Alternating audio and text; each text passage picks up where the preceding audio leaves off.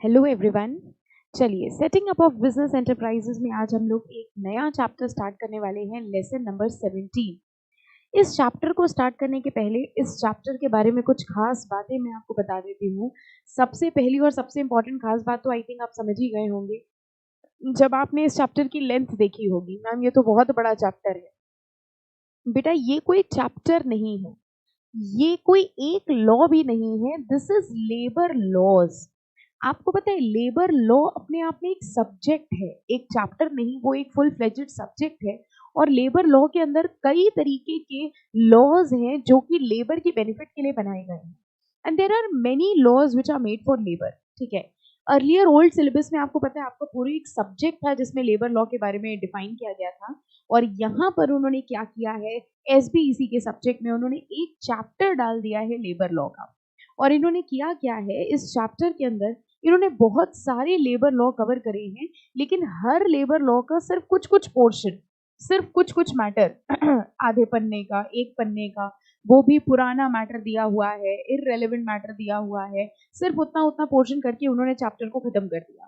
ठीक है, तो ना ही उन्होंने कंप्लीट लेबर लॉ दिए हैं। इससे बेटर ऑब्वियसली ये होता कि ये लेबर लॉ के एक दो इंपॉर्टेंट चैप्टर पूरी तरह से दे देते। अभी आप देखेंगे कि इन्होंने एक एक पन्ने में, आधे आधे पन्ने में लेबर लॉ खत्म कर दिया है। तो their only intention is that you should be having a very basic knowledge about the labour laws. ठीक है, तो यही चीज ध्यान में रखते हुए चलिए हम लोग स्टार्ट करते हैं इस चैप्टर को। और सबसे पहला लेबर लॉ जो हम लोग पढ़ने वाले हैं वो है factories act. Now understand, factories act के बारे में हम लोग सबसे पहले डिस्कस करेंगे। नाम से आपको समझ में आ रहा होगा, जितनी भी फैक्ट्रीज होती हैं उन फैक्ट्रीज को बनने के पहले परमिशन लेनी पड़ती है गवर्नमेंट की कि वो कौन से एरिया में फैक्ट्री लगाएं, वो किन किन लेबर को रख सकते हैं, कितनी एज के लेबर काम कर सकते हैं, प्लस जो लेबर उनकी फैक्ट्री में काम कर रहे हैं उनको कैसी वर्किंग कंडीशंस मिल रही हैं, उनको कैसा वर्किंग एनवायरनमेंट मिल रहा है। इन सब चीजों को रेगुलेट करने के लिए जो लॉ बनाया गया है उसको हम लोग कहते हैं फैक्ट्रीज एक्ट। तो देखिए जरा एप्लीकेबिलिटी किसके ऊपर एप्लीकेबल है।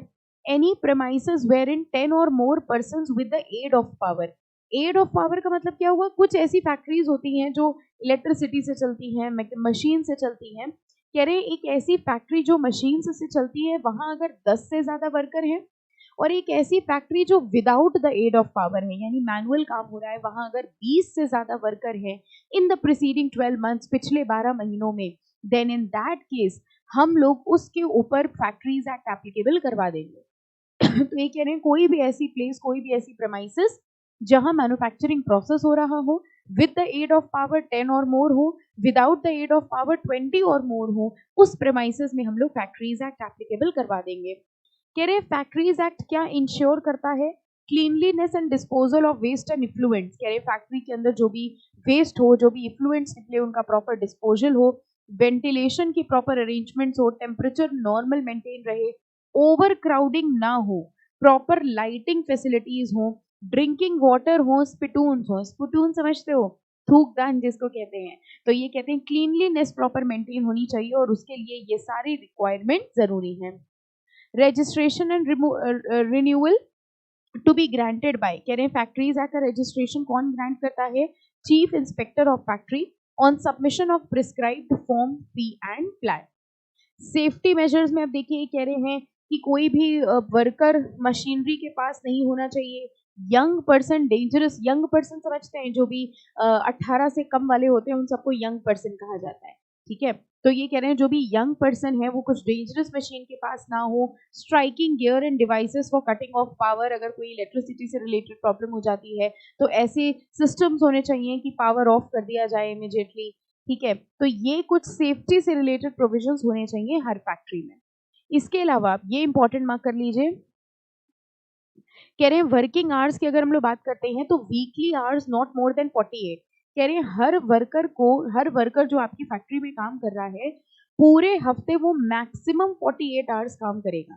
यानी आप उससे जितना भी काम करा रहे हो वो पूरे एक दिन में, देखो सेकंड पॉइंट अगर पढ़ो, डेली आवर्स, एक दिन में 9 घंटे से ज्यादा काम नहीं कर सकता और पूरे हफ्ते 48 आवर्स से ज्यादा काम नहीं कराया जाएगा उससे। कह रहे हैं हर 5 घंटे काम करने के बाद उसको आधे घंटे का रेस्ट इंटरवल दिया जाएगा। अब आपको ये कंडीशंस पढ़ के समझ में आ रहा होगा कि these all are being made for protection and prevention of the workers, worker की भलाई के लिए। कि भाई एक दिन में 9 घंटे से ज़्यादा काम नहीं करना है, एक हफ्ते में 48 घंटे से ज़्यादा काम नहीं करना है, 5 घंटे काम करने के बाद आधा घंटा रेस्ट मिलेगा, spread over of not more than 10.5 hours, कह रहे 5 घंटे में आधे घंटे का रेस्ट मिलेगा, और सारे स्प्रेड ओवर, सारे रेस्ट के पीरियड सब कुछ मिला के, लंच का पीरियड, रेस्ट का पीरियड, सब कुछ मिला के 10.5 घंटे से ज़्यादा नहीं हो सकता। ओवरलैपिंग शिफ्ट नहीं हो सकती है, जैसे किसी वर्कर ने नाइट शिफ्ट करी, वो नाइट शिफ्ट करके घर ही जा रहा था कि उससे कह दिया गया मॉर्निंग शिफ्ट भी तुम्हारी है, ये नहीं हो सकता। कह रहे हैं अगर वो ओवर टाइम काम कर रहा है तो डबल द नॉर्मल रेट्स के हिसाब से उसको ओवर टाइम का पेमेंट कर दिया जाएगा, और विमेन एम्प्लॉइज अगर हैं तो वो 6 बजे के पहले और 7 बजे के बाद वर्क नहीं करेंगे। ठीक है, वेरी इंपॉर्टेंट, मार्क कर लीजिए इन प्रोविजंस को।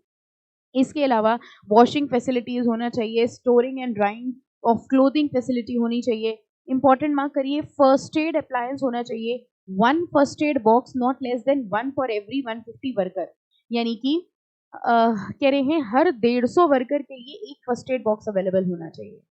कैंटीन होनी चाहिए, अगर हमारे इंपॉर्टेंट मार्क करिए, अगर हमारी फैक्ट्री में 250 से ज्यादा वर्कर है तो उस फैक्ट्री में एक कैंटीन का होना जरूरी है। अगर हमारी फैक्ट्री में 150 से ज्यादा वर्कर हैं तो शेल्टर रूम, रेस्ट रूम और लंच रूम होना जरूरी है। अगर हमारी फैक्ट्री में 30 से ज्यादा विमेन वर्कर हैं तो क्रैश फैसिलिटी होनी चाहिए। What is a crash? जो छोटे बच्चों को, एक्चुअली कुछ विमेन होती हैं जिनके छोटे बच्चे होते हैं, तो वो जब फैक्ट्री आती हैं तो उन बच्चों को क्रैश में छोड़ दिया जाता है। क्रैश इज अ प्लेस जहाँ छोटे बच्चे खेलते हैं, खाते पीते हैं। तो whenever these women they come to work, वो अपने बच्चों को क्रैश में छोड़ देते हैं, पूरे दिन वो बच्चे वहां रहते हैं, और जब उनकी छुट्टी होती है विमेन की तो वो अपने बच्चे को लेके चले जाते हैं। So that is a crash facility. तो ये कह रहे हैं अगर किसी फैक्ट्री में 30 या उससे ज्यादा वर्कर हैं तो वहां पर क्रैश फैसिलिटी होनी चाहिए।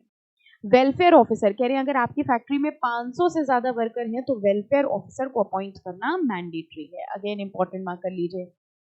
इसके बाद बात करते हैं employment of young person. Prohibition of employment of young person, example 14 years. कह रहे हैं 14 साल से नीचे वाले बच्चों को तो हम एम्प्लॉय कर ही नहीं सकते। 15 से 18 जो होते हैं उनको एडोलेसेंट कहा जाता है। कैटेगरी एक्चुअली क्या होती है, देखिए, यंग अगर हम कहें चाइल्ड, ठीक है, तो जो 14 ईयर्स का होता है वो चाइल्ड होता है। बिलो 14 वाले तो काम करना अलाउड नहीं होते, ठीक है। फिर 15 से 18 वाले जो होते हैं वो एडोलेसेंट होते हैं, और 18 अबव जो होते हैं वो मेजर होते हैं, ठीक है। तो इनको एडल्ट कहा जाता है, इन दोनों को मिला के यंग कहा जाता है, ठीक है। ये कैटेगरी होती है। तो ये कह रहे हैं prohibition of employment of young person, यानी कि 14 साल से नीचे वाले जो बच्चे हैं उनको एम्प्लॉय नहीं किया जाएगा। No adult worker to carry token certificate of, non adult worker to carry token example certificate of fitness. Non adult यानी कि जो यंग वर्कर हैं, जो 18 साल से कम हैं, वो तभी काम कर सकते हैं अगर उनके पास सर्टिफिकेट ऑफ फिटनेस हो, कि भाई देखिए उनको सर्जन से, डॉक्टर से एक सर्टिफिकेट ऑफ फिटनेस मिल जाता है कि भले ही हम 18 से कम है but I am eligible to work. Working hours, children के वर्किंग आवर्स 4.5 घंटे से ज्यादा नहीं हो सकते। हम लोगों ने देखा था ना, एडल्ट के जो वर्किंग आवर्स थे वो एक दिन में 9 घंटे और पूरे हफ्ते में 48 आवर्स। लेकिन अगर जो चाइल्ड है, छोटा बच्चा है, मतलब 14 से 18 के बीच वाले जो बच्चे हैं, उनके वर्किंग आवर्स 4.5 घंटे हो सकते हैं, और क्योंकि वो बच्चे हैं इसलिए नाइट शिफ्ट में वो काम नहीं कर सकते। एनुअल लीव विद वेजेस, कह रहे हैं worker having work for 240 days, अगर किसी वर्कर ने 240 दिन काम किया है तो हर 20 दिन के लिए उसको एक छुट्टी मिल जाएगी। जैसे हम लोग कहते हैं ना पेड लीव्स, पेड लीव्स का मतलब क्या हो गया, उस दिन आप छुट्टी लेंगे लेकिन आपकी तनख्वाह नहीं कटेगी। अब ये कैसे डिटरमाइन होता है, ये कह रहे हैं अगर आपने पिछले साल 240 दिन काम किया था पूरे साल में, तो हर 20 दिन के लिए एक छुट्टी मिलेगी, ठीक है। तो हर 20 डेज के लिए एक छुट्टी, फिर 20 डेज के लिए एक छुट्टी, ऐसे करके आपकी छुट्टियां इकट्ठा हो गई, और ये छुट्टियां आप अगले साल यूटिलाइज कर सकते हैं। तो अगले साल जब आप छुट्टी लेंगे ये वाली, तो आपकी सैलरी डिडक्ट नहीं होगी, ठीक है, फाइन। और मैक्सिमम लीव, ये जो है आप इकट्ठा कर सकते हो हर 20 दिन में एक छुट्टी, ये मैक्सिमम 30 छुट्टियां आप इकट्ठा कर सकते हो, यानी अगले साल मैक्सिमम जो आप छुट्टियां ले सकते हो वो कितनी ले सकते हो, 30 डेज। क्लियर? तो ये देखिए बस फैक्ट्रीज एक्ट के इतने से प्रोविजंस थे, बट जितने भी दिए हैं इंपॉर्टेंट हैं, तो ये अच्छे से याद कर लीजिएगा। ऑफेंसेस एंड पेनाल्टी हैं, छोड़ दीजिएगा इनको, ये नहीं करना है आपको, ठीक है। और इसके बाद डायरेक्टली आ जाइए नेक्स्ट एक्ट में, मिनिमम वेजेस एक्ट। ये अगला एक्ट शुरू हो गया, फैक्ट्रीज एक्ट खत्म हो गया, ऐसा ही चैप्टर है बस ये, ठीक है। मिनिमम वेजेस एक्ट की अगर हम लोग बात करें, नाम से आपको समझ में आ रहा है, देखिए होता क्या है हमारी कंट्री के अंदर, बहुत सारे लोग लेबर को एम्प्लॉय करते हैं सस्ते रेट में, ठीक है। तो गवर्नमेंट ये कहती है कि भाई हमारा जो लेबर है वो गरीब है, तो कम से कम उसको कितनी वेजेस मिलनी चाहिए। To provide for fixing minimum rates of wages, fixation of minimum rates of wages, the appropriate government to fix minimum rates of wages, to make review, कह रहे हैं जो गवर्नमेंट होती है वो मिनिमम वेज रेट फिक्स करेगी और हर 5 साल में वो वेज रेट को रिवाइज करेगी। देखिए ऐसा नहीं हो सकता, मान लीजिए आज उसने कोई वेज रेट फिक्स किया तो महंगाई भी तो बढ़ती रहती है, क्या ऐसा होगा कि आज उसने जो वेज रेट फिक्स कर दिया अब जिंदगी भर वही मिलता रहेगा वर्कर को? नो। तो वो कह रहे हैं हर 5-5 साल में गवर्नमेंट उन मिनिमम वेज रेट को रिवाइज करेगी। Government can also fix max minimum wages for, कह रहे हैं चाहे आप टाइम के हिसाब से काम करें, चाहे आप पीस के बेसिस पे काम करें, चाहे आप पीस और टाइम का मतलब समझे कि पर आवर वाले लेबर हैं आप, हम पर आवर 50 रुपीज लेते हैं या पर पीस इतना रुपीज लेते हैं। तो चाहे आप टाइम के हिसाब से काम करते हो, चाहे आप पीस के हिसाब से काम करते हो, चाहे आप ओवर टाइम काम कर रहे हो, सबके लिए मिनिमम वेजेस सिक्योर्ड है, प्रिस्क्राइब्ड है। मिनिमम रेट ऑफ वेजेस क्या होगा, कह रहे हैं बेसिक रेट होगा वेज का, वेरिएबल डीए, डीए क्या होगा, डियरनेस अलाउंस होगा और अदर कंसेशंस होंगे, और ये सारी तीनों चीजें मिला के आपकी मिनिमम वेज रेट बना दी जाएगी, ठीक है। ओवर टाइम का मतलब देख लीजिए, कह रहे हैं to be fixed by hour, by day और by such longer wage period work on any day in excess of number of hours constituting normal working day. अच्छा, इस चैप्टर के लिए एक और डिस्क्लेमर हम आपको दे देते हैं, इस चैप्टर की जो लैंग्वेज है ग्रामेटिकली बहुत गलत है। कई जगह ऐसी लाइंस होंगी जिनका मीनिंग आपको क्लियरली समझ नहीं आएगा कि इस लाइन का मतलब क्या है, तो थोड़ा थोड़ा आपको अपना दिमाग लगाते चलना है। ये कह रहे हैं अगर किसी दिन किसी वर्कर ने नॉर्मल वर्किंग आवर्स से ज्यादा काम किया है, ठीक है, तो नॉर्मल वर्किंग आवर्स से अगर उसने ज्यादा काम किया है तो हम लोग उसको क्या कहते हैं, ओवर टाइम, और ओवर टाइम के लिए उसको डबल द नॉर्मल रेट का वेज रेट मिलेगा, ठीक है। पेमेंट फॉर एवरी आवर और part of an hour so work in excess at the over time rate, और ये ओवर टाइम रेट देखो क्या है, double of the ordinary rate, और एग्रीकल्चरल लेबर के लिए 1.5 गुना, नॉर्मल वर्कर के लिए 2 गुना होता है, एग्रीकल्चरल वर्कर के लिए 1.5 गुना होगा, ठीक है, फाइन। कॉम्पोजिशन ऑफ कमिटी, कह रहे हैं इस एक्ट के अंदर एक कमिटी है जो कि ये वेज रेट्स वगैरह डिसाइड करती है कितना होगा, उस कमिटी की कॉम्पोजिशन बता रहे हैं। कह रहे हैं कमिटी में एम्प्लॉयर के भी रिप्रेजेंटेटिव्स होंगे, एम्प्लॉय के भी रिप्रेजेंटेटिव होंगे जो इक्वल नंबर में होंगे, मतलब अगर 5 बंदे एम्प्लॉयर की तरफ से हैं तो 5 एम्प्लॉय की तरफ से होंगे। इसके अलावा इंडिपेंडेंट पर्सन होंगे। मैम इंडिपेंडेंट पर्सन कौन हुए, जो ना ही एम्प्लॉयर के साइड है ना ही एम्प्लॉय के साइड है, और ये मैक्सिमम कितने होंगे, not exceeding 1/3 of total number of member. तो ये कह रहे हैं एम्प्लॉयर के होंगे, जितने एम्प्लॉयर के हैं उतने एम्प्लॉय के होंगे, इनके अलावा कुछ इंडिपेंडेंट पर्सन होंगे, वो इंडिपेंडेंट पर्सन कितने होंगे, टोटल के 1/3 होंगे, और जो चेयरमैन होगा इस कमिटी का वो भी इंडिपेंडेंट पर्सन में से एक होगा, ओके। अच्छा, इसके बाद देखो ये कह रहे हैं payment of minimum rates of wages, employer to pay to every employee engaged in scheduled employment at a rate not less than minimum rate of wage as fixed by notification by not making deduction other than prescribed। तो जो भी wage rate fix किया गया है कम से कम उतना wage rate देना कंपलसरी है। Fixing hours for normal working shall constitute a normal working day inclusive of one or more specified interval to provide for a day of rest in every period of 7 days। कह रहे हैं आपको हर दिन के घंटे तय करने पड़ेंगे, हर 7 दिन में एक पूरा दिन रेस्ट का देना पड़ेगा। कौन सा दिन होता है ये, संडे, लेकिन जरूरी नहीं है, आपको पता है अलग अलग फैक्ट्रीज में अलग अलग छुट्टी का दिन होता है, ठीक है। And to provide for payment of work on a day of rest, अगर छुट्टी वाले दिन एम्प्लॉयर ने आपको बुला लिया तो बताओ किस रेट से वेजेस दिए जाएंगे, ओवर टाइम रेट से। ओवर टाइम ही तो हुआ अगर छुट्टी वाले दिन आप काम करने गए हैं तो, ठीक है। कह रहे हैं wages of worker who works less than normal working day. अब ये कह रहे हैं नॉर्मल वर्किंग डे हटा के लिख लो नॉर्मल वर्किंग आवर, यानी ये कह रहे हैं जैसे मान लीजिए डिसाइड हुआ कि एक दिन में 8 घंटे हैं, अगर आपने 8 घंटे से कम काम किया है तो आपको मिनिमम वेजेस मिलेंगे कि नहीं मिलेंगे। अब इसमें 2 सिचुएशन हो सकती है, वो कम काम उसने अपनी वजह से किया है या एम्प्लॉयर की वजह से। मान लीजिए वो कह रहा है कि भाई हमने सिर्फ 4 घंटे काम किया है, लेकिन हम तो काम मांग रहे थे, मालिक के पास काम ही नहीं था, वो हमको काम ही नहीं दे रहे थे, तो बताओ उसको मिनिमम वेज रेट मिलेगा कि नहीं मिलेगा, यस मिलेगा। और अगर मान लीजिए काम बहुत सारा था, उसने सिर्फ 4 घंटे काम किया, बाकी 4 घंटे वो सुट्टा पी रहा था, ठीक है, अब बताओ उसको वेज रेट मिलेगा कि नहीं मिलेगा? सिगरेट पी रहा था, ठीक है, तो बताइए उसको वेज रेट मिलेगा कि नहीं मिलेगा? उसको वेज रेट नहीं मिलेगा। Save as otherwise hereinafter provided be entitled to receive wages in respect of work done by him on that day as if he had worked for a full normal working day। यानी अगर वो काम करना चाह रहा है, काम लेकिन काम है नहीं या एम्प्लॉयर ने उसको काम नहीं दिया है, तो भी उसको पूरे दिन की वेजेस मिलेंगी। ठीक है, फाइन, बस दैट्स इट। इस एक्ट में इतना ही करना है और है ही नहीं, देखो खत्म हो गया, है ना। तीसरा आ गया payment of wages act. Ma'am ये तो बड़ा अच्छा चैप्टर है, फटाफट से फिनिश हो रहा है ना। तो पहला हम लोग ने पढ़ा फैक्ट्रीज एक्ट, दूसरा हम लोग ने पढ़ा मिनिमम वेजेस एक्ट और तीसरा है payment of wages act. Payment of wages act, देखो मिनिमम वेजेस एक्ट ये कहता है कि वर्कर को कम से कम कितनी वेजेस दी जाए, और पेमेंट ऑफ वेजेस एक्ट ये कहता है वर्कर को वेजेस दी जाए, वेजेस दी जाए, पहली बात ये इंपॉर्टेंट है, और कम से कम कितनी दी जाए वो मिनिमम वेजेस एक्ट बताता है। तो देखिए कह रहे हैं पेमेंट ऑफ वेजेस कहता है to regulate the payment of wages of certain classes of employed person. Applicability, it applies in the first instance to the payment of wages to person employed in any factory, to persons employed otherwise than in factory, upon any railway administration either directly or through a sub contractor.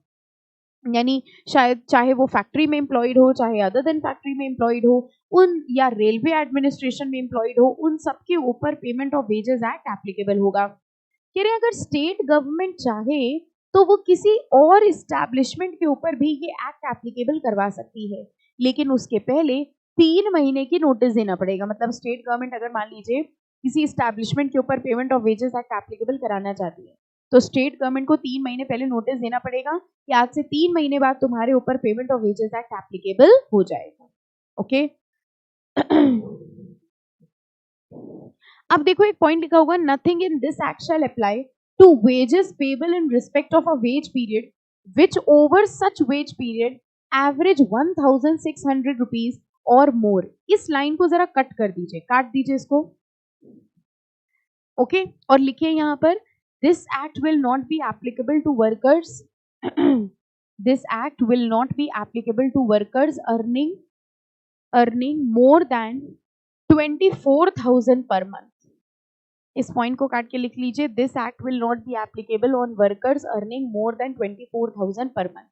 Basically ये act बनाया गया है गरीब worker के लिए। ये कह रहे हैं अगर कोई लेबर, कोई वर्कर ऐसा है जो 24,000 रुपए पर मंथ से ज्यादा कमा रहा है, उसके ऊपर ये एक्ट एप्लीकेबल नहीं होगा, यानी 24,000 या उससे कम वाले वर्कर के ऊपर ये एक्ट एप्लीकेबल हो जाएगा।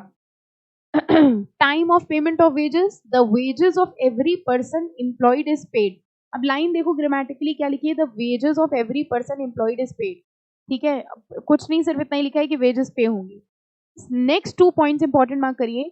अगर इस्टेब्लिशमेंट में 1,000 से कम वर्कर हैं तो अगले महीने की 7 तारीख तक पेमेंट करना होता है, और अगर हमारी फैक्ट्री में 1,000 से ज्यादा वर्कर हैं तो हमें अगले महीने की 10 तारीख तक पेमेंट करना होता है।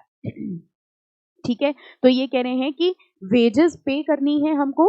अगर हमारी फैक्ट्री में 1,000 से कम वर्कर है तो अगले महीने की 7 तारीख तक पे कर दें, और अगर हमारी फैक्ट्री में 1,000 से ज्यादा वर्कर हैं तो अगले महीने की 10 तारीख तक पेमेंट कर दें। और इक्वल रेम्यूनरेशन एक्ट लिख लो यहाँ पर, विल बी एप्लीकेबल, सिर्फ लिख के छोड़ दिया है इन्होंने, equal remuneration act will be applicable. Equal remuneration का मतलब होता है अगर मेल वर्कर है, फीमेल वर्कर है, तो इक्वल काम के लिए उनको इक्वल रेम्यूनरेशन दी जाएगी। ओके ये जो वेजेस दी जाएगी ये current coin and currency note में दी जाएगी, पुराने नोटों में सैलरी नहीं देनी है, करंट कॉइन करेंसी नोट जो चल रहा होगा उसमें देनी है, या फिर चेक के थ्रू दे सकते हैं या उनके बैंक अकाउंट में क्रेडिट कर सकते हैं। This is the method of paying wages. ठीक है, डिडक्शंस फ्रॉम वेजेस, कह रहे हैं एम्प्लॉयर कोई भी अनऑथराइज्ड डिडक्शंस नहीं करेगा एम्प्लॉय की वेजेस से। Deduction such as fine, deduction for amenities, services supplied by employer, advances paid, over payment of wages, ये सारे डिडक्शंस अलाउड हैं। देख लो यहाँ पर ये अलाउड है। कह रहे हैं अगर उसके ऊपर कोई फाइन लगा था, या मान लीजिए उसने कोई लोन लिया था, या हमने ओवर पेमेंट कर दी है वेजेस की, इन सारे रीजन से अगर हम उसकी सैलरी डिडक्ट कर रहे हैं तो वो अलाउड है। इसके अलावा अगर कोई और पैसा उसके वेजेस से डिडक्ट किया गया तो वो अनऑथराइज्ड डिडक्शन मान लिया जाएगा। ये सब अलाउड है। इनकम टैक्स काट लिया, पीएफ का कंट्रीब्यूशन काट लिया, लाइफ इंश्योरेंस का प्रीमियम काट लिया, काट के जमा करा दिया, मतलब इन पर्पसेस से अगर डिडक्शंस हो रहे हैं तो वो डिडक्शंस अलाउड होंगे। लेकिन अगर इनके अलावा एम्प्लॉयर ने किसी और नाम पर उसकी वेजेस कम की तो वो अलाउड नहीं होगा, वो अनऑथराइज्ड डिडक्शन मान लिया जाएगा। ठीक है, फाइन, ओके। अब देखिए लिखा है fines as prescribe by the competent authority not to be imposed unless the employer is given an opportunity to show cause and to record in the register। कहने जो भी फाइन लगाया जाएगा उसके पहले एक अपॉर्चुनिटी ऑफ बीइंग हर्ड दी जाएगी, रजिस्टर में रिकॉर्ड किया जाएगा, okay. Deduction for absence from duties for unauthorised absence, absence for whole और any part of the day if 10 or more persons are absent without reasonable cause, deduction of wages up to 8 days। ये भी important mark करिए। कह रहे हैं अगर बिना किसी रीजन के बिना बताए आप एब्सेंट हो गए हैं पूरे दिन के लिए तो वो आपकी छुट्टी मान ली जाएगी। और अगर 10 या 10 से ज्यादा लोग इकट्ठा एब्सेंट हो गए, मास बंकिंग कर लिया, आप करते थे ना स्कूल में, कह रहे हैं अगर मास बंकिंग हो गई तो एक दिन की वेजेस नहीं कटेंगी, 8 दिन की वेजेस कटेंगी।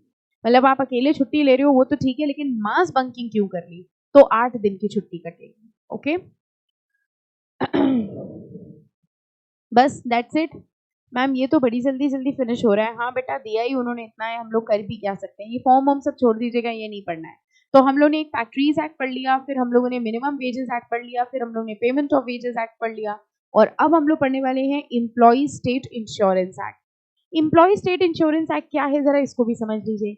देखिए जब एम्प्लॉय को कोई चोट लगती है, काम करते वक्त कोई चोट लगती है, या फैक्ट्री में काम करते वक्त कहीं चोट लग जाती है, तो एम्प्लॉयर की एक ड्यूटी होती है कि वो कॉम्पनसेशन का अमाउंट पे करे, ठीक है।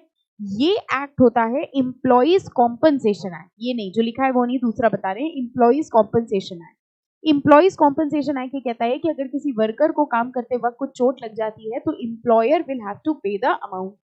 एक और एक्ट होता है एम्प्लॉइज स्टेट इंश्योरेंस एक्ट। इस एक्ट के हिसाब से एम्प्लॉयर अपने एम्प्लॉय का इंश्योरेंस करा के रखता है, ठीक है। यानी वो एम्प्लॉय से भी कुछ अमाउंट लेगा, अपना भी कुछ अमाउंट लगाएगा, और वो दोनों पैसे मिला करके प्रीमियम भरेगा इंश्योरेंस पॉलिसी का। अब अगर एम्प्लॉय को कुछ हो जाता है, काम करते वक्त चोट लग जाती है, तो एम्प्लॉयर पे नहीं करेगा, कौन पे करेगा, इंश्योरेंस कंपनी पे करेगी। तो what is the basic difference between employee state insurance act and employees compensation act. Employees compensation act में पूरा का पूरा अमाउंट एम्प्लॉयर देगा। Employee state insurance act compensation नहीं है, it is a type of insurance. बस इंश्योरेंस के premium का कुछ पैसा एम्प्लॉयर देगा और कुछ पैसा एम्प्लॉय देगा, और जब कोई मिस हैपनिंग होगी तो उस नुकसान की भरपाई कौन करेगा, insurance company. So it is extended in area wise to factory using power and employing 10 or more persons, and to non-power using manufacturing units employing 20 or more person। ये लिमिट्स अगर आप देखें तो ये सेम है लिमिट्स जैसी किसमें थी, फैक्ट्रीज एक्ट में सेम लिमिट थी, with the aid of power 10 और मोर हो, without the aid of power 20 और मोर हो, तो ये एक्ट एप्लीकेबल हो जाएगा। अप टू 7500 पर मंथ, इसको कट कर दीजिए और लिखिए 21,000। यानी ये उन वर्कर के ऊपर एप्लीकेबल है who are earning up to 21,000 per month, ठीक है। 21,000 कर लीजिए इस लिमिट को। इसके अलावा कह रहे हैं shop, hotels, restaurant, roads, motor transport, hospital staff, इनके ऊपर भी एक्ट एप्लीकेबल हो जाएगा। रजिस्ट्रेशन कह रहे हैं अगर ESIC एक्ट लग रहा है आपके ऊपर तो सबसे पहले तो आपके एस्टैब्लिशमेंट को रजिस्ट्रेशन कराना पड़ेगा। जब आप इस एक्ट के अंदर रजिस्ट्रेशन कराओगे तो आपको एक एम्प्लॉयर कोड नंबर मिलेगा, ठीक है, fine. Registration is the process by which every employer of an establishment, company, organization and its every employee who are employed for wage purpose are identified for the purpose of ESIC scheme। The first stage in this process, देखिए first stage क्या है, कह रहे सबसे पहला stage ये है कि आपको उस फैक्ट्री, शॉप या एस्टैब्लिशमेंट के पूरे पर्टिकुलर्स लेने हैं, डिटेल्स देखने हैं। Thereafter to identify such an organization, allotment of a number, code number is carried out by the regional office। यानी हमने फॉर्म भरा कि हम ESIC के अंदर आना चाहते हैं, रजिस्ट्रेशन कराना चाहते हैं, और हमको एक कोड नंबर अलॉट कर दिया जाएगा। The above mentioned process helps in maintaining track of contribution, assistance payable, paid and associated obligations of the employer. यानी अब उसकी फैक्ट्री उसके कोड नंबर से पहचानी जाएगी, ठीक है। इसके बाद वही है, देखो, registration of factory and registration of employer and registration of factory. देखिए रजिस्ट्रेशन ऑफ फैक्ट्रीज देख लेते हैं। The employer in respect of a factory और establishment to which the act applies for the first time and to which employer code number is not yet allotted, जिसके ऊपर पहली बार ये act applicable हो रहा है, कह रहे हैं shall furnish to the appropriate regional officer not later than 15 days after the act becomes applicable to the factory or establishment a declaration of registration in writing in form number 1। यानी वो establishment जिसके ऊपर पहली बार ये act applicable हुआ है, जिस दिन ये एक्ट आपके ऊपर एप्लीकेबल होगा वहां से 15 दिन के अंदर आपको एक डिक्लेरेशन भेजना होगा रजिस्ट्रार को कि भाई हमारे ऊपर ये एक्ट एप्लीकेबल हो गया है। The employer shall be responsible for correctness of particular। अब आपने डिक्लेरेशन में जो भी लिखा है वो सही लिखा है कि नहीं, इसकी रिस्पॉन्सिबिलिटी भी किसकी होगी, एम्प्लॉयर की, ठीक है। इसके बाद एडवांटेजेस फॉर एम्प्लॉयर, ये मार्क कर लीजिए, इंपॉर्टेंट। कह रहे हैं एम्प्लॉय स्टेट इंश्योरेंस एक्ट के अंदर रजिस्ट्रेशन कराने के फायदे क्या है। सबसे पहला फायदा ये है कि अगर एम्प्लॉय को कुछ हो जाता है तो लाइबिलिटी एम्प्लॉयर के ऊपर नहीं आएगी, लाइबिलिटी किसके ऊपर आएगी, इंश्योरेंस कंपनी के ऊपर। तो ये कह रहे हैं employers are absolved of all their liability. Absolve means remove. अब एम्प्लॉयर की सारी लाइबिलिटी खत्म for providing medical benefits to its employee, यानी अब उसको अपने एम्प्लॉयज को मेडिकल बेनिफिट देने की रिक्वायरमेंट नहीं है, क्योंकि ये सब कुछ अब कौन देगा, insurance company. Employers are granted exemption pertaining to applicability of maternity benefit act। Maternity benefit act नाम से समझ में आ रहा है, जो विमेन होती हैं, जो एक्सपेक्टिंग होती हैं, उनके बेनिफिट के लिए एक्ट बनाया गया है। लेकिन ये कह रहे हैं वो एस्टैब्लिशमेंट जिसके ऊपर ESIC लग रहा है, एम्प्लॉय स्टेट इंश्योरेंस एक्ट लग रहा है, उनके ऊपर मैटर्निटी बेनिफिट एक्ट एप्लीकेबल नहीं होगा, ठीक है। This results in employer possessing a productive and well secured workforce. एक बात बताओ, जिस एस्टैब्लिशमेंट में ESIC फैसिलिटी है वहां के वर्कर ज्यादा खुश होंगे या जहां फैसिलिटी नहीं है वहां के वर्कर ज्यादा खुश होंगे? Obviously employee state insurance act ये अश्योर करता है वर्कर को कि कल को आपको कुछ हो जाएगा तो आपका पूरा का पूरा खर्चा इंश्योरेंस कंपनी देगी। तो वहां की वर्कफोर्स ज्यादा बेटर होती है, ज्यादा मोटिवेटेड होती है, ठीक है। Employers are absolved of any responsibility in the times of physical distress. कह रहे मान लीजिए बिजनेस अच्छा नहीं चल रहा है, काम अच्छा नहीं चल रहा है, ऐसे टाइम पे मान लो किसी एम्प्लॉय को चोट भी लग गई, तो एम्प्लॉय कॉम्पनसेशन एक्ट के हिसाब से तो बेचारे को कॉम्पनसेशन देना पड़ता है एम्प्लॉयर को। लेकिन अब क्या है, अब उसको कॉम्पनसेशन देने की जरूरत नहीं है, इंश्योरेंस पॉलिसी का पैसा कौन दे देगा, इंश्योरेंस कंपनी। यही सारे बेनिफिट्स होते हैं एम्प्लॉयर के लिए इस एक्ट में। किसके किसके ऊपर एप्लीकेबल है ये हम लोग ऑलरेडी देख चुके हैं। अगेन देखो ये 10,000 लिखा है, ये भी कट कर लीजिए, ये 21,000 होगा। और ये हम लोग ने पहले ही देख लिया था, with the aid of power 10 और more, without the aid of power 20 और मोर। इसके अलावा shop, cinema, hotel, clubs, newspaper, इनके ऊपर भी ये एक्ट एप्लीकेबल हो जाएगा, ठीक है। हाँ मैम यहाँ तक तो आ गया, हालांकि कुछ ऐसा खास नहीं है समझने लायक, ठीक है। अब देखिए एक नेक्स्ट टॉपिक दिख रहा होगा, फाइनेंस। इस पे इंपॉर्टेंट मार्क कर लीजिए। चलिए देखिए यहाँ पर अब लिखा हुआ है employees contribution and employers contribution. पहले तो ये 1.75 काट दीजिए, 4.75 काट दीजिए। 1.75 की जगह लिखिए 0.75 और 4.75 की जगह लिखिए 3.25। ये अमेंडेड रेट्स है कंट्रीब्यूशन के, और फिर हम आपको समझा रहे हैं कि इसका मतलब क्या है। देखिए ये कह रहे हैं, अभी हमने आपको बताया था कि एम्प्लॉय स्टेट इंश्योरेंस एक्ट के अंदर इंश्योरेंस कराने के लिए जो प्रीमियम दिया जाता है उसमें कुछ अमाउंट एम्प्लॉयर देता है, कुछ अमाउंट एम्प्लॉय देता है। तो वही ये कह रहे हैं कितना कंट्रीब्यूशन होगा, कह रहे हैं एम्प्लॉय देगा 0.75, उसकी वेजेस का 0.75%, और एम्प्लॉयर देगा एम्प्लॉय की वेज का 3.25%। ये पहले 1.75 और 4.75 था, लेकिन अब इसको कम कर दिया गया है। तो employee is now going to contribute 0.75% of his wages and employer is going to contribute 3.25% of अपनी वेजेस की एम्प्लॉय की वेजेस, एम्प्लॉय की वेजेस, ठीक है, फाइन। बस ये मार्क कर लेना इसमें। इसके बाद एग्जेम्पशंस में देखिए क्या लिखा है। देखिए एम्प्लॉय स्टेट इंश्योरेंस एक्ट तो हर उस एस्टैब्लिशमेंट में लग रहा है जो फैक्ट्री है, मैन्युफैक्चरिंग है, 10 से ज्यादा, 20 से ज्यादा, with the aid of power, without the aid of power. लेकिन आपको ये भी पता होगा कि जो central government, state government establishments होती हैं, वहां तो सेंट्रल गवर्नमेंट और स्टेट गवर्नमेंट खुद के मेडिकल बेनिफिट्स प्रोवाइड करते हैं। आपने सुना होगा सेंट्रल गवर्नमेंट एम्प्लॉइज को मेडिकल बेनिफिट्स मिलते हैं, स्टेट गवर्नमेंट एम्प्लॉइज को मेडिकल बेनिफिट्स मिलते हैं। तो उन एस्टैब्लिशमेंट को ये एक्ट फॉलो करने की जरूरत नहीं है।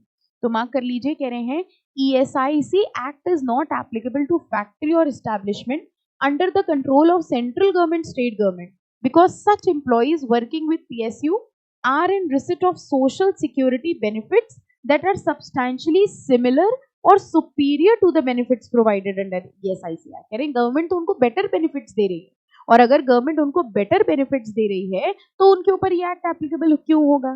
ठीक है, तो उनको एग्जेम्पशन दे दिया गया है। फिर से देखो कंट्रीब्यूशन है, लेकिन अब ये कट कर दीजिएगा। एक तो ये रिपीटेड टॉपिक आ रहा है, दूसरी चीज ओल्ड लिमिट्स दी हुई है। ओके फाइन, बस इस एक्ट में इतना ही है। मेडिकल बेनिफिट बता रहे हैं, सिकनेस बेनिफिट मिलता है, जब कोई एम्प्लॉय सिक हो जाता है तो उसको कितना कितना बेनिफिट दिया जाएगा, नॉट रेलेवेंट। ठीक है, मैटरनिटी बेनिफिट देखो मिलेगा, डिसेबलमेंट बेनिफिट मिलेगा, डिपेंडेंसी बेनिफिट मिलेगा। ठीक है, तो ये सिर्फ अलग अलग बीमारियों का बता रहे हैं कि कौन कौन सी बीमारी है और उसके लिए कितना कितना कॉन्ट्रीब्यूशन दिया जाएगा। एज सच लिमिट स्पेसिफाइड नहीं है, तो बस वो कॉन्ट्रीब्यूशन और वो एप्लीकेबिलिटी वाला पोर्शन इस एक्ट के अंदर इंपॉर्टेंट मार्क कर लीजिएगा।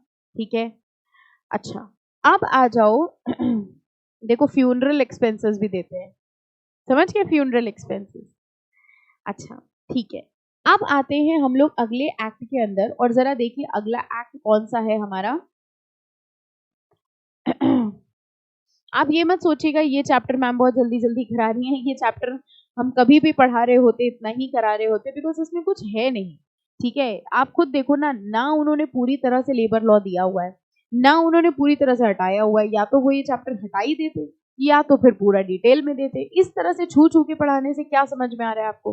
कितने एक्सपर्ट बन जाओगे, कितना समझ में आ गया ESIC के अंदर, है ना? तो बस एक शगुन करने के लिए उन्होंने चैप्टर डाल दिया है, तो हम लोग भी उतना ही पढ़ेंगे जितना इंस्टीट्यूट ने दिया हुआ है।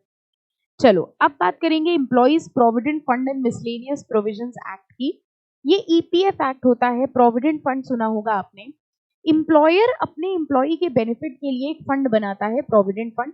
उस प्रोविडेंट फंड में वो अपनी एम्प्लॉई की सैलरी का कुछ हिस्सा प्लस अपनी जेब से कुछ हिस्सा दोनों मिला के एक फंड में जमा करता है, और फिर उस फंड का पैसा उस एम्प्लॉई को दिया जाता है जब वो रिटायर हो जाता है, उसकी डेथ हो जाती है या ट्रांसफर हो जाता है।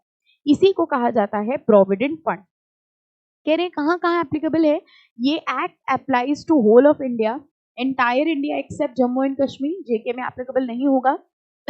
अप्लाइज टू एवरी एस्टैब्लिशमेंट जहां पर 20 और मोर पर्सन एम्प्लॉयड हैं। ठीक है, जहां भी 20 या 20 से ज्यादा लोग एम्प्लॉयड हैं वहां पर EPF एक्ट एप्लीकेबल हो जाएगा। एनी अदर एस्टैब्लिशमेंट एम्प्लॉइंग 20 और more person with central government may by notification specify.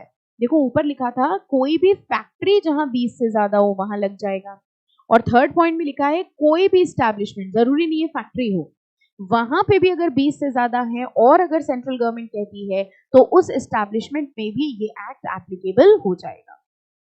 ठीक है, एनी एस्टैब्लिशमेंट जहां 20 से लेस है कैन बी कवर्ड वॉलंटरली, यानी अगर आपकी एस्टैब्लिशमेंट में 20 से कम वर्कर हैं तो देखा जाए टेक्निकली आपके ऊपर ये एक्ट एप्लीकेबल तो नहीं हुआ, लेकिन अगर आप वॉलंटरली चाहो तो आप अपने आप प्रोविडेंट फंड बनवा सकते हो और इस एक्ट को एप्लीकेबल करवा सकते हो।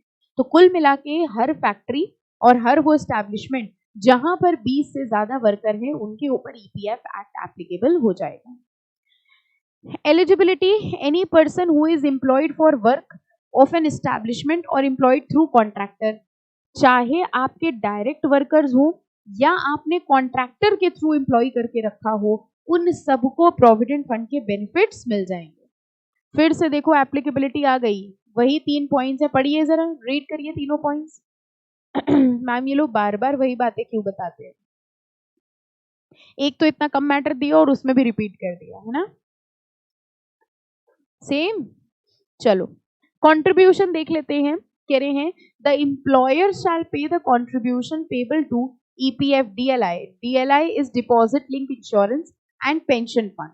In respect of the member of employees pension fund employed by him directly or through the contractor. Actually में कंट्रीब्यूशन रेट यहाँ दिए हुए हैं, ये शायद आपने टैक्स वगैरह में कहीं पढ़ा भी होगा. इक्वल कंट्रीब्यूशन होता है 12% का, यानी एम्प्लॉई की वेज का 12% एम्प्लॉई देगा और एम्प्लॉई की ही वेज का 12% एम्प्लॉय लगाएगा. यानी अगर 100 रुपए होता है एम्प्लॉई की वेज का 12%, तो 100 रुपए एम्प्लॉई लगाएगा, 100 रुपए एम्प्लॉयर देगा अपनी जेब से, और ये 200 रुपए प्रोविडेंट फंड में जमा कर दिया जाएगा. और इसी प्रोविडेंट फंड का कुछ पोर्शन पेंशन फंड में ट्रांसफर कर दिया जाता है. ठीक है, तो ये कह रहे हैं नॉर्मली रेट ऑफ कंट्रीब्यूशन 12% है, लेकिन कुछ सिचुएशन में 10% होता है. ठीक है. इसके बाद लिखा है employee can opt to contribute more than 12%. अब 12% की तो लिमिट है, एम्प्लॉई कह रहे हैं हम 12% से ज्यादा पीएफ में जमा कराना चाहते हैं. तो एक बात बताओ, अगर एम्प्लॉई इस रेट को बढ़ाएगा तो क्या एम्प्लॉयर को बढ़ाना पड़ेगा? एम्प्लॉई कह रहे हैं हम अपनी पूरी की पूरी सैलरी प्रोविडेंट फंड में डाल देंगे, सेम अमाउंट एम्प्लॉयर से कहो जमा करा दे हमारे प्रोविडेंट फंड में. नो, कह रहे हैं एम्प्लॉई अगर ज्यादा कॉन्ट्रीब्यूट, भाई एम्प्लॉई का तो फंड है, एम्प्लॉई जितना चाहे जमा कर ले. एम्प्लॉई अगर ज्यादा कंट्रीब्यूट करना चाहता है तो वो कर सकता है, लेकिन employer maximum 12% of the wages ही जमा कराएगा. ठीक है. Option of voluntary provident fund to be provided to employee in writing, employer is not obliged to contribute equal amount. ठीक है, यानी कि अगर मान लो एम्प्लॉई कहता है हम अपनी वेजेस का 15% देना चाहते हैं, तो बताओ एम्प्लॉयर कितना देगा? एम्प्लॉयर 12% देगा मैक्सिमम. ठीक है. अभी हमने आपको बताया था कि नॉर्मली ये रेट 12% होता है, लेकिन कुछ एस्टैब्लिशमेंट्स में ये रेट 10% होता है. तो जरा देखो 10% कहाँ कहाँ होता है. कह रहे उन एस्टैब्लिशमेंट में जहां 20 से कम एम्प्लॉइज हैं. सिक इंडस्ट्रियल कंपनी, कह रहे हैं सिक कंपनी है जिसका रिवाइवल चल रहा है, लॉसेस में जा रही है, उस कंपनी में 10% चलता है. और ऐसी इंडस्ट्री जो कि जूट, बीड़ी, ब्रिक, क्वायर, इन सब फैक्ट्रीज में, इन सब इस्टेब्लिशमेंट्स में भी the rate of contribution will be 10%. ठीक है, तो नॉर्मली 12% होगा, इन 3 सिचुएशन में 10% होगा. ओके. थ्रेशहोल्ड एंड प्रोसीजर में लिखा है कंट्रीब्यूशन बाय एम्प्लॉयर. अब जो ये कह रहे हैं ना एम्प्लॉयर को 12% ऑफ एम्प्लॉई वेजेस करना है, ये अमाउंट मैक्सिमम 15,000 हो सकता है. ठीक है, तो एम्प्लॉई की जो भी वेजेस है उसका 12% निकाला जाएगा. ठीक है, वो जितना आए या 15,000 आए, whichever is lower will be consider. यानी एम्प्लॉयर मैक्सिमम एक एम्प्लॉई के लिए 15,000 कंट्रीब्यूट करेगा, beyond which there is no obligation by employer to contribute. Establishment will include all departments and branches. In respect of employees employed through contractor shall recover the contribution payable by such employee and pay to the principal employer. Obviously कह रहे हैं अगर मान लो employer था, ठीक है, उस employer ने अपने अंडर contractor रखा और contractor के employees हैं. ठीक है, तो एम्प्लॉइज का जो 12% का हिस्सा होगा ये कॉन्ट्रैक्टर को देगा, और कॉन्ट्रैक्टर किसको देगा? एम्प्लॉयर को, और एम्प्लॉयर अपनी जेब से 12% मिला देगा. ये दोनों मिला करके प्रोविडेंट फंड में पैसा ट्रांसफर कर दिया जाएगा. ठीक है. कुछ टफ नहीं है. कह रहे हैं कब जमा करना है. employer needs to deposit its statutory contribution by the 15th of every month. यानी हर महीने की 15 तारीख तक एम्प्लॉयर को अपना कंट्रीब्यूशन जमा करना होगा. ठीक है. Benefits, employees covered enjoy a benefit of social security. कह रहे हैं जिन जिन एम्प्लॉइज को प्रोविडेंट फंड का पैसा मिलता है, ये अपने प्रोविडेंट फंड के पैसे को किस पर्पस के लिए यूज कर सकते हैं? कह रहे हैं नॉन अटैचेबल और नॉन विड्रॉएबल होता है नॉर्मली, लेकिन ये कह रहे हैं कि अगर आपको हाउस लेना है, मैरिज है, इन सब पर्पसेस के लिए आप इसको विड्रॉ कर सकते हैं. ठीक है, फाइन. बस और कोई कंफ्यूजन आ गया समझ में? हाँ मैम, यहाँ तक तो पूरा आ गया. कितने एक्ट पढ़ लिए बेटा हम लोगों ने? पहले अगला दिखा दें आपको. कितने एक्ट पढ़ लिए हम लोग ने? मैम सबसे पहले फैक्ट्रीज पढ़ा था, फिर पेमेंट ऑफ वेजेस एक्ट पढ़ा, फिर मिनिमम वेजेस एक्ट पढ़ा, फिर एम्प्लॉय स्टेट इंश्योरेंस एक्ट पढ़ा, फिर एम्प्लॉइज प्रोविडेंट फंड पढ़ा. अरे मैम इतने सारे एक्ट पढ़ लिए. हाँ, और अब हम लोग पढ़ने वाले हैं पेमेंट ऑफ बोनस एक्ट. नाम से क्या समझ में आ रहा है payment of bonus act? Generally ये एक्ट बनाया गया, अब ये देखो कितना छोटा दिया है इन्होंने, बस यहाँ खत्म कर दिया, खत्म। जबकि आपको पता है payment of bonus act actually में बहुत बड़ा एक्ट है, बहुत सारे प्रोविजन है। अगर आप कभी डिटेल में पढ़ोगे, आई नो आप कभी डिटेल में नहीं पढ़ोगे, बट स्टिल अगर आप डिटेल में पढ़ोगे तो ये बड़ा लंबा एक्ट है, बट इन्होंने बड़ा छोटा सा कर दिया है, इसको 3-4 लाइन में खत्म कर दिया है, बट स्टिल ठीक है। पेमेंट ऑफ बोनस एक्ट ये कहता है कि हर एम्प्लॉयर को अपने एम्प्लॉय को बोनस देना चाहिए, जिससे वो मोटिवेट हो और अच्छे से काम करे। तो payment of bonus act applicable हो रहा है एवरी फैक्ट्री में, हर फैक्ट्री में लगता है, इस्टेब्लिशमेंट में लगता है जहां 20 और मोर पर्सन एम्प्लॉयड हैं on any day during the accounting year, ठीक है। तो हर फैक्ट्री में लगेगा, प्लस हर उस इस्टेब्लिशमेंट में लगेगा जहां पर 20 या 20 से ज्यादा वर्कर हैं। अगर गवर्नमेंट चाहे तो वो किसी ऐसी इस्टेब्लिशमेंट में भी ये एक्ट एप्लीकेबल करा सकती है जहां पर 20 से कम हो। एलिजिबिलिटी कह रहे हैं employee worker who have worked for more than 30 days in a month and drawing salary or remuneration of 21,000 per month, यानी जो 21,000 से कम की सैलरी अर्न कर रहे हैं और जिन्होंने एक मंथ में, हाँ, 30 days से ज्यादा काम किया है, ठीक है, उनके ऊपर एलिजिबिलिटी है। उनको ये 30 days इन अ मंथ काट के 30 days इन अ ईयर करिए, जिन्होंने एक साल में कम से कम 30 दिन काम किया है, ठीक है, उनको ही पेमेंट ऑफ बोनस एक्ट के अंदर बोनस की एलिजिबिलिटी है।